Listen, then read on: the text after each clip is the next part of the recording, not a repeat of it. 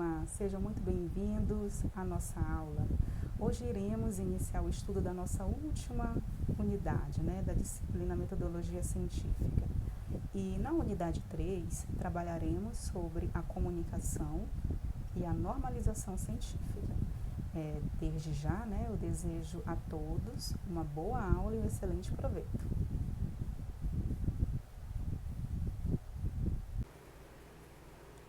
E os objetivos da aula são compreender as orientações e normas fundamentais da redação científica e conhecer os elementos gráficos e estruturais exigidos para a apresentação formal de um artigo científico conforme os padrões acadêmicos estabelecidos.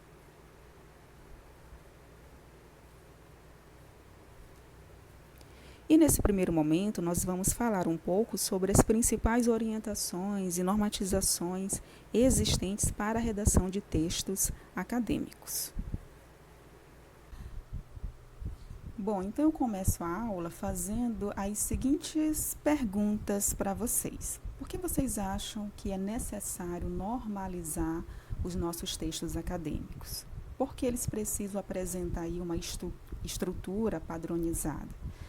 E será que quando a gente fala em normalizar, isso só está referente à aplicação das normas da ABNT? O que vocês acham a respeito disso?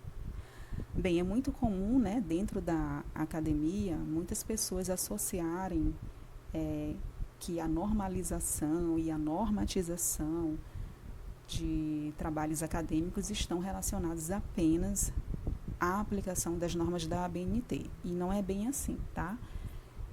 Vai muito além disso. O processo de normalizar um trabalho, ele envolve várias etapas, como eu demonstro aqui para vocês nesse fluxograma. Mas antes de explicar cada passo desse, é bom a gente também fazer uma diferenciação entre esses termos, normalizar e normatizar. Vamos começar com normatizar. Quando se fala nessa palavra, normatizar, ela faz referência à criação e à elaboração de normas. Então, são aquelas instituições que criam e que elaboram as normas, como, por exemplo, nós temos aí a ABNT, E o processo de normalizar vai estar se referindo à aplicação dessas normas, tá certo?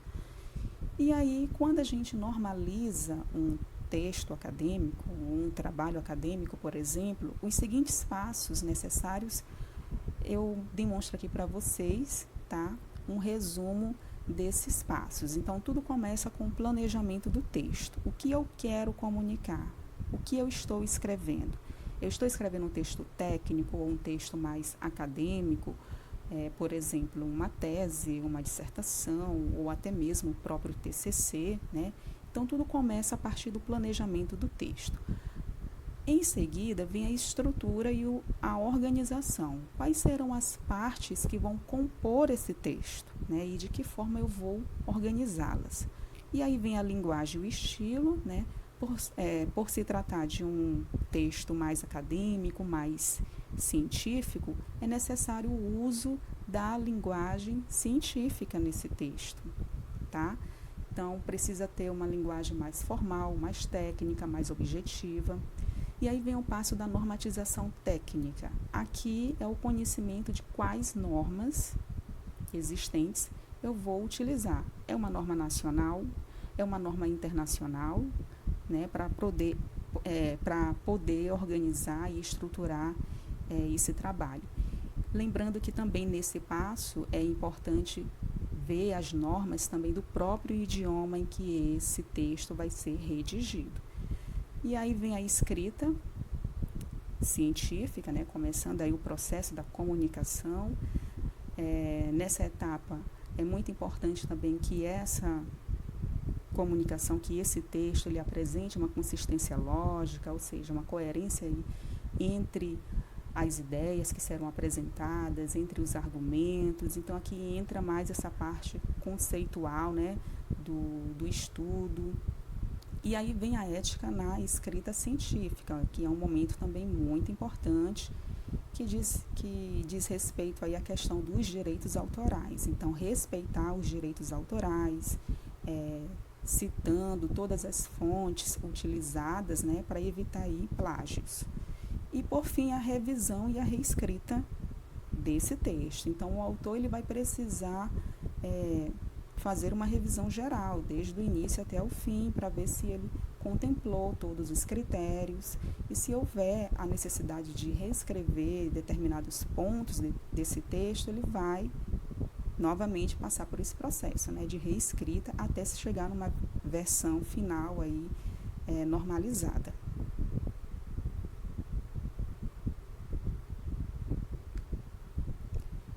E dentro desse universo de produções acadêmicas, nós temos aí diferentes modalidades de trabalhos. Nós temos os trabalhos acadêmicos, que podem ser caracterizados pelas teses, dissertações, trabalhos de conclusão de curso, que é um trabalho muito solicitado e até mesmo obrigatório em diversos cursos de graduação, especialização ou até mesmo aperfeiçoamento. E dentro dessa categoria, dependendo da instituição ou do próprio curso, existem diferentes modalidades de se apresentar, né, um TCC. Então, ele pode ser apresentado no formato de um artigo, de um capítulo de livro, e até mesmo no formato de uma proposta pedagógica de intervenção. Aí nós temos os relatórios de pesquisa, que são bastante elaborados pelo pessoal que trabalha diretamente com a pesquisa científica na instituição, né? Alunos de iniciação científica, os alunos também da pós-graduação, né? Que precisam, às vezes, apresentar relatórios de pesquisa para seus orientadores.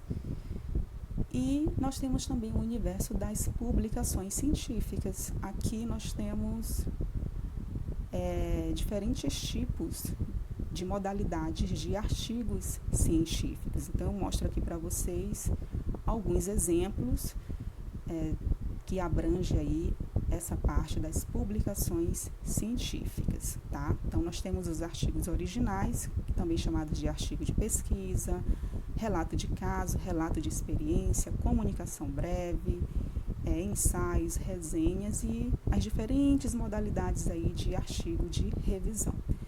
Lembrando que cada um desses artigos aqui, pessoal, eles também vão apresentar a sua estrutura própria, característica, tá?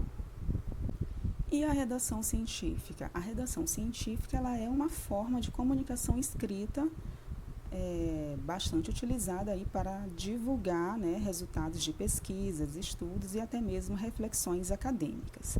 E ela precisa também seguir alguns critérios, que são aqueles critérios técnicos, linguísticos e éticos, tá? Bem, e a comunicação, como vocês sabem, de uma forma geral, ela vai envolver um processo de quê? Da troca ou compartilhamento de informações, não é mesmo? Então, dentro da comunicação escrita, o conhecimento produzido, ele também é compartilhado, né? E funciona como um canal estruturado. Então, nós temos aí o emissor, nós temos a mensagem, né? E nós temos também o canal e o receptor. No caso, o emissor, ele vai ser o próprio autor do trabalho. A mensagem, ele vai ser aquele conhecimento produzido que pode ser manifestado em diferentes formas. Então, eu posso manifestar esse meu conhecimento no formato de um artigo, no próprio projeto, né, de TCC, do projeto final, né, o trabalho final de TCC, o canal, que seria um meio de divulgação, tá? Então, por exemplo, se eu escrevo um resumo científico, o canal mais indicado para poder compartilhar esse resumo científico poderia ser os congressos, os eventos, né, os simpósios. O receptor que vai ser, né, ou que serão os leitores desse material, desse conhecimento, que pode envolver aí diferentes públicos, né, e até mesmo a comunidade científica, tá? Bem, em relação às normas técnicas, né, existentes, nós temos aí as nacionais e as internacionais. a norma nacional representada aqui pela ABNT, que é a Associação Brasileira de Normas Técnicas. As normas da ABNT, elas padronizam a produção técnica do Brasil, e isso inclui tanto trabalhos acadêmicos quanto produtos industriais, tá? E ela é utilizada predominantemente aqui no Brasil, tá certo? Essa sigla NBR significa Norma Brasileira. Já a ISO, ela desenvolve padrões que eles vão ser aceitos globalmente. Então, permite aí que empresas, instituições, organizações em diferentes países possam seguir essas normas, né? E essas diretrizes para suas produções, gestões e até mesmo entrega de serviços.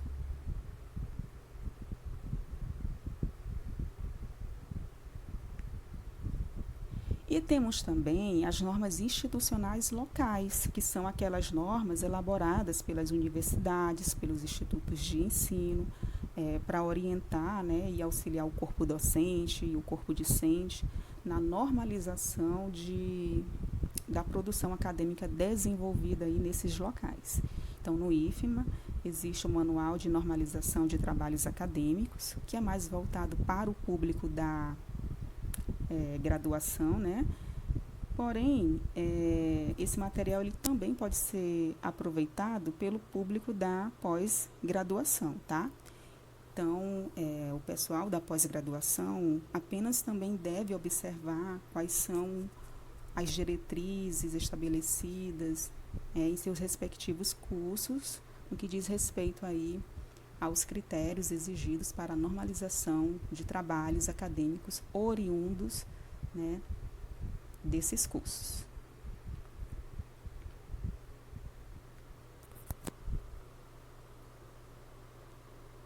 Bom, em relação agora às referências normativas da ABNT que nós temos. Então, aqui nesse slide eu apresento para vocês algumas indicações de referências da ABNT em relação, tá, aos principais tópicos na elaboração aí de um trabalho. Então, esse slide aqui, essas informações serão bastante úteis para vocês na hora quando vocês estiverem escrevendo o TCC de vocês. Então, eu deixo aqui essas indicações para vocês depois, futuramente, lerem essas normas, né, e entenderem aí quais são os critérios exigidos por cada uma delas, tá? No nosso estudo aqui, nós vamos focar muito na NBR 10.520, relacionados aí à questão das citações em documentos, tá? Os estilos nacionais e internacionais que nós temos aqui relacionados à formatação e citação de referências dentro do trabalho. Nós temos aí nacional, a própria ABNT, e alguns estilos internacionais que, inclusive, aqui no Brasil, também algumas revistas até adotam esses estilos, né, de citação, como, por exemplo, a APA, né, o APA, que é muito utilizado aí na área de ciências humanas, psicologia, na própria área de educação, sociologia. Então, ela trabalha com aquele sistema de citação autor-data, bem parecido aí com a da ABNT também. A MLA, né, ou MLA, muito utilizada aí na área de humanidades, letras, artes. Aqui o sistema de citação já faz referência ao autor-página, tá? E nós temos o estilo Chicago e também o estilo Vancouver. No estilo Vancouver, ele já trabalha com aquela citação numérica, né? Provavelmente vocês já viram aí alguns artigos onde há um númerozinho entre colchete ali para representar que ali tem uma referência, né? Então, aí, esse estilo Vancouver ele é muito utilizado nas revistas da área da saúde, nas revistas da área de áreas biomédicas. Então, ele trabalha com esse sistema aí numérico. Bem, e sobre as ilustrações? Como citar ilustrações dentro de um texto acadêmico? Então, eu trouxe aqui para vocês alguns exemplos.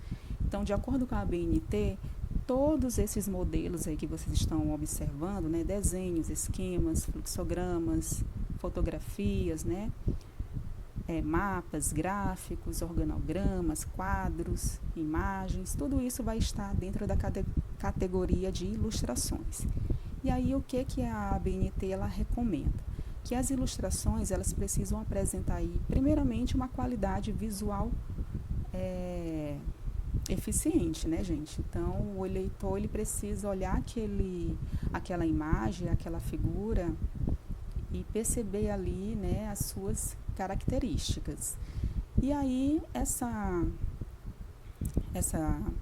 ilustração ela precisa também apresentar uma numeração, né, de acordo com a citação que ela é apresentada dentro do texto, então figura 1, figura 2 e assim sucessivamente.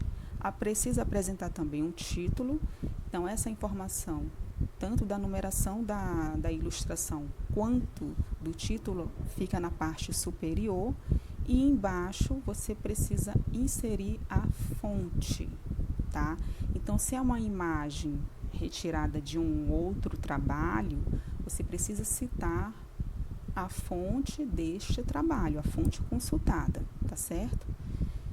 Como eu mostro aqui para vocês, é nessa figura 1. Então, essa figura 1 que vocês estão observando aqui, de uma imagem de microscopia eletrônica de varredura, ela foi retirada de um trabalho, né, do trabalho do autor Ferdinand e colaboradores. Então, há necessidade de inserir aí essa informação dessa fonte consultada. E essa formatação dessa fonte também segue outra regra da ABNT, tá? E aí, já na figura 2, é um outro exemplo um pouquinho diferente. Então, aqui já mostra uma ilustração no formato aqui de um fluxograma que foi elaborado pelo próprio autor, tá? Então, aqui o próprio autor elaborou essa ilustração e isso também precisa estar indicado lá no seu texto. Lá embaixo, né, embaixo da ilustração ou embaixo da imagem. Então, se for uma imagem do próprio autor, né, por exemplo, os próprios resultados do autor, então ele precisa inserir essa indicação lá embaixo, tá? Novamente, precisa ter uma numeração e o título que fica na parte superior.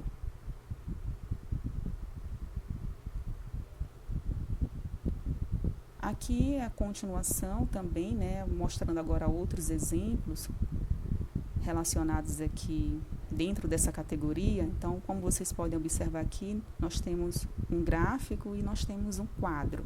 Então, começando aqui com o gráfico, novamente segue os mesmos critérios, né, do que eu falei para vocês anteriormente. Então, precisa apresentar aí uma boa qualidade visual. Em relação aos gráficos, né, o autor também pode adicionar uma legenda para facilitar a leitura e o entendimento dos resultados desse gráfico, né? Então, quanto mais informações o autor acrescentar, melhor, né? E aqui em relação ao quadro, se for um quadro feito pelo próprio autor, também precisa ser indicado ali, tá? Precisa ser explicitado dentro do texto. Mas, de uma forma geral, gráficos, quadros, né, e tudo que eu já falei anteriormente, segue aí os mesmos princípios, né, os mesmos raciocínios.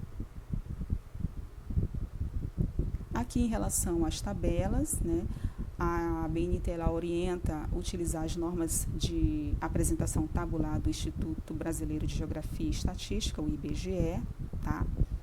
Mas, de uma forma geral, também segue as mesmas orientações que eu já falei para vocês anteriormente. Então, precisa ter uma numeração, precisa ter um título, essa informação fica na parte superior da tabela, precisa ter a fonte também e apresentar uma tabela em termos estéticos, né? Posso dizer assim, menos colorido possível, né? E aí eu deixo também uma indicação aqui para vocês ao lado. O IBGE educa professores. Lá é uma parte, né, do site do IBGE que apresenta bastante materiais didáticos voltados aí para professores como por exemplo mapas, gráficos, tabelas também. Então pode ser útil aí para vocês em algum determinado momento. Bom, agora chegamos aqui em um momento, né, que para muitos isso é polêmico, mas que é necessário falar, né, a questão do plágio, pessoal.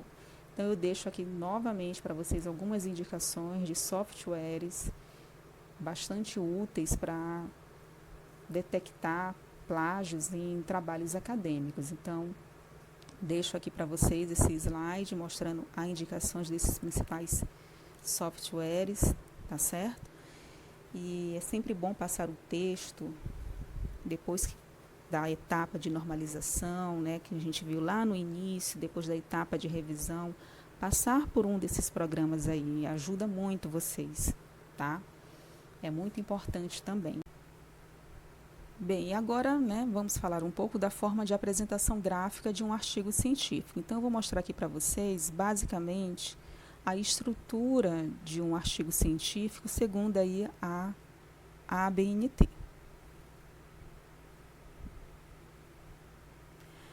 Bem, pessoal, então aqui eu mostro aqui para vocês a estrutura básica de um artigo científico segundo aí a ABNT e até mesmo algumas revistas científicas. Então, basicamente, o que nesse artigo precisa conter?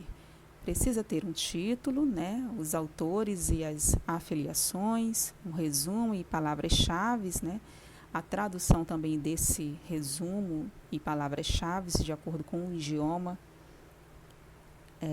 solicitado pela revista, a introdução, uma metodologia ou materiais e métodos, resultados e discussão, conclusão ou considerações finais, geralmente usa-se muito o termo considerações finais, e referências.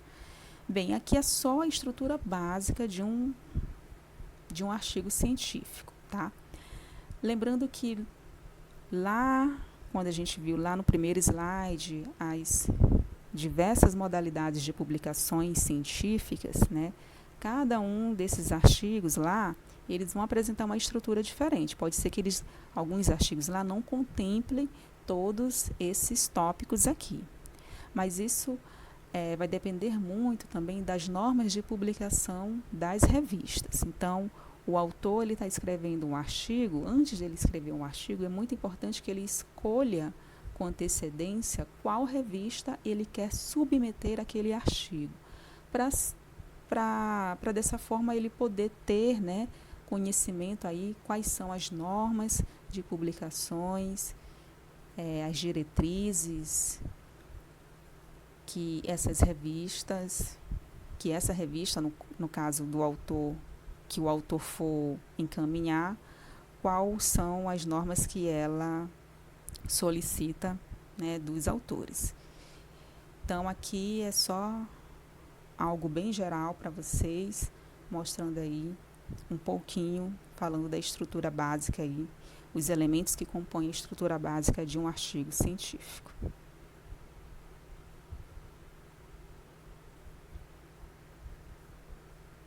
Bom, e aqui nós temos as nossas referências da nossa aula de hoje.